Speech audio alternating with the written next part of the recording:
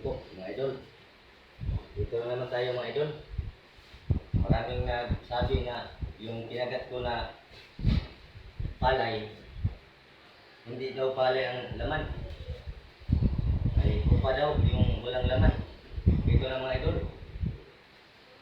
Itimbangin natin yung isang sakong palay. Kung ilang kilo to para lipo.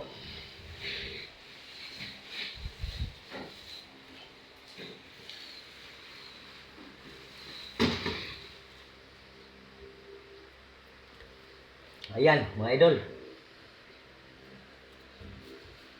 Ayan. 51 kilos po. 51 kilos po. Ayan.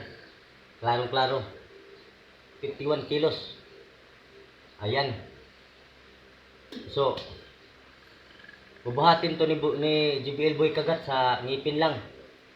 Oh, tinimbang natin. 51 kilos.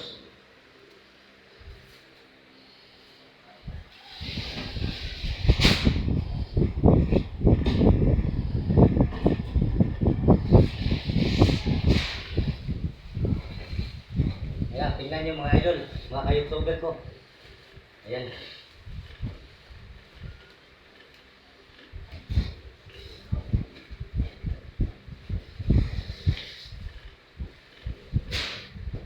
Ayan.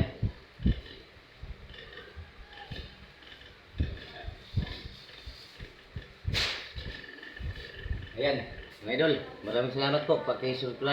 Subscribe po sa YouTube channel ko, JBL Boy Kagat TV. Ayan.